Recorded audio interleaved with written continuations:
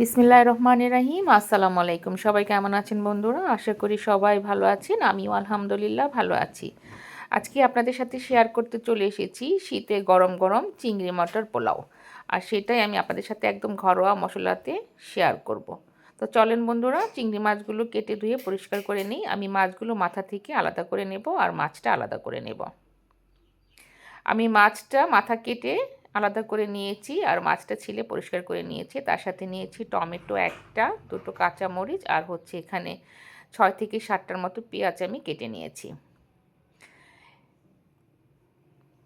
আমি যে কড়াইটাতে রান্না করব বা যে প্যানে রান্না করব সেই প্যানেই চিংড়ি মাছটাকে ভেজে নেব। আমি কড়াইতে দিয়ে দিয়েছি তেল, পরিমাণ মতো তেল দিয়ে চিংড়ি মাছটাকে আমি হালকা একটু লবণ দিয়ে ভেজে নেব। এখানে আমি অন্য কোনো মশলা ব্যবহার করব না, সামান্য একটু লবণ দিয়ে চিংড়ি মাছটা মেখে তারপরে একটু ভেজে নেব। একদম ঘরোয়া মশলাতে আমি মটর পোলাওটা রান্না করব, খুব বেশি মশলা এখানে আজকে আমি ব্যবহার করব না। আর শীতের মধ্যে এভাবে মটর পোলাও রান্না করে খেতে কিন্তু দারুণ জমে যায় বন্ধুরা। তো চলেন রান্নাটা শুরু করি। আমি আগেই বলেছি চিংড়ি মাছের মাথাটা কেটে আমি আলাদা করে নিয়ে চিংড়ি মাছটা ছিলে লবণ দিয়ে হালকা একটু লবণ দিয়ে মাছটাকে ভেজে নিচ্ছি। আমার মাছটা ভেজে হয়ে গেছে। আমি 1 মিনিটের মতো মাছটাকে উল্টে পাল্টে ভেজে নিয়েছি। এবার আমি মাছটা উঠিয়ে নিয়ে সেই কড়াইতেই আমি আরেকটু তেল দিয়ে দিচ্ছি। চিংড়ি মাছ ভাজা যে তেলটা ছিল সেটার সাথেই আমি আরেকটু বেশি পরিমাণে তেল দিয়ে দিচ্ছি। এবার আমি এখানে দিয়ে দেব গরম মশলা, এক টুকরো যা হচ্ছে আপনার দারচিনি, দুটো এলাচ, দুটো লং আর দুটো তেজপাতা দিয়ে এখানে দিয়ে দেবো পরিমাণ মতো যে পেঁয়াজটা কেটে রেখেছিলাম 4 থেকে 5টার মতো পেঁয়াজ, সেটা দিয়ে এবার এটাকে আমি একটু ভেজে নেব। 2 থেকে 3 মিনিটের জন্য ভেজে নিচ্ছি। দিয়ে দিলাম পরিমাণ মতো লবণ যাতে করে পেঁয়াজটা নরম হয়ে আসে খুব তাড়াতাড়ি। এবার আমি দিয়ে দিচ্ছি টমেটো। আমি একটা টমেটোকে কুচি কুচি করে কেটে রেখেছিলাম, সেটা দিয়ে এবার আমি খুব ভালো মতো পেঁয়াজ টমেটোটাকে ভেজে নেব। এরপরে দিয়ে দিচ্ছি 1 টেবিল চামচ পরিমাণে আদা রসুন বাটা। যেহেতু আমি আদা রসুনটা একসাথে ব্লেন্ড করি তাই আমি এখানে আদা রসুন বাটাটা একসাথেই দিয়ে দিচ্ছি। দিয়ে এখানে আমি পরিমাণ মতো পানি দিয়ে মশলাটাকে খুব ভালো মতো কষিয়ে নেব। তার আগে আমি এখানে অ্যাড করে নিচ্ছি 1 চামচ পরিমাণ গুঁড়ো মরিচের গুঁড়া। লাল মরিচের গুঁড়ো দিয়ে দিলাম আমি 1 চামচ পরিমাণ। এখানে শুধু এই মরিচের গুঁড়োটাই ব্যবহার করব, আর অন্য কোনো হলুদ ধনিয়া এগুলো কিছু না। তার সাথে দিয়ে দিচ্ছি সাদা এবং কালো গোলমরিচ, সামান্য একটু জয়ফল আর একটু জয়ত্রী আমি থেতো করে নিয়েছি। নিয়ে এবার এই মশলাটাকে দিয়ে খুব ভালো মতো কষিয়ে নিচ্ছি। যতক্ষণ না পর্যন্ত তেলটা ছেড়ে আসছে ততক্ষণ পর্যন্ত আমি মশলাটাকে কষিয়ে নিয়েছি।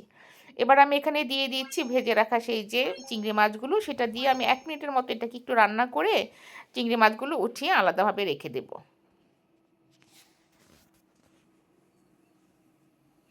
বন্ধুরা, আপনারা যারা ইউটিউব চ্যানেল থেকে দেখেন, যদি আমার ভিডিও আপনাদের কাছে ভালো লেগে থাকে তাহলে প্লিজ আমার চ্যানেলটি সাবস্ক্রাইব করে পাশেই থাকবেন। আমি চিংড়ি মাছটা 1 মিনিটের মতো কষিয়ে মাছটা আলাদা করে উঠিয়ে রেখেছি। আর এখানে দিয়ে দিচ্ছি আমি পোলাওয়ের চাল। পোলাওয়ের চালটা আমি এখানে 1/2 কেজি পোলাওয়ের চাল ব্যবহার করছি। এটাকে আমি ধুয়ে আধা ঘন্টার জন্য ভিজিয়ে রেখেছিলাম যাতে করে পোলাওটা খুব সুন্দর হয়ে আসে। এবার আমি পোলাওয়ের চালটাকে 2 থেকে 3 মিনিটের মতো একটু ভেজে নিয়েছি। তারপর অ্যাড করে দিচ্ছি গরম পানি। আমি 1/2 কেজি চালের জন্য 3 পোয়া গরম পানি দিয়েছি আর 250 গ্রাম দুধ দিয়েছি। এই মোট আমার 1 কেজি পরিমাণে হচ্ছে পানি। দুধ আর পানি মিলে আমি 1 কেজি এখানে ব্যবহার করেছি।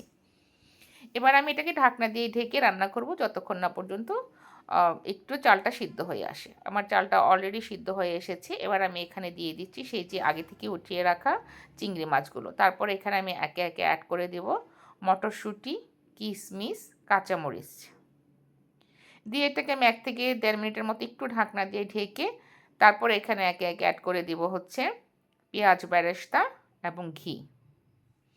বন্ধুরা, আপনারা যারা ইউটিউব চ্যানেল থেকে আমার ভিডিও দেখেন, যদি আমার ভিডিও আপনাদের কাছে ভালো লেগে থাকে তাহলে প্লিজ আমার চ্যানেলটি সাবস্ক্রাইব করে আমার পাশে থাকবেন এবং লাইক কমেন্ট শেয়ার করবেন। আপনাদের একটি লাইক কমেন্ট শেয়ার এবং সাবস্ক্রাইব আমাকে নতুন নতুন ভিডিও বানাতে উৎসাহিত করবে। আর যারা ফেসবুক পেজ থেকে দেখছেন, যদি আমার ভিডিও আপনাদের কাছে ভালো লাগে, আমার রান্না আপনাদের কাছে ভালো লাগে তাহলে প্লিজ আমার পেজটি ফলো দিয়ে পাশেই থাকেন। এবার আমি এটাকে ঢাকনা দিয়ে দমে দিয়ে দেবো 40 মিনিটের জন্য। ব্যাস 40 মিনিট পর আমার কিন্তু মটর চিংড়ি পোলাও একদম রেডি হয়ে গেছে। একদম দেখতেই পাচ্ছেন খুব ঝরঝরে সুন্দর সিদ্ধ হয়েছে। এবার হচ্ছে গরম গরম পরিবেশনের পালা।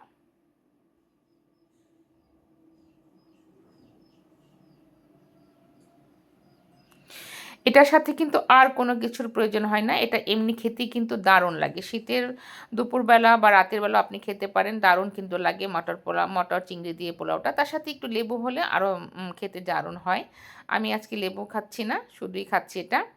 খেতে কিন্তু দারুণ হয়েছে বন্ধুরা। এখানে অন্য কোনো মাংস, কোনো কিছুরই প্রয়োজন হয় না। সাথে একটু সালাদ বা লেবু হলে দারুণ জমে যায়। ধন্যবাদ সবাইকে কষ্ট করে এতক্ষণ আমার ভিডিওটি দেখার জন্য।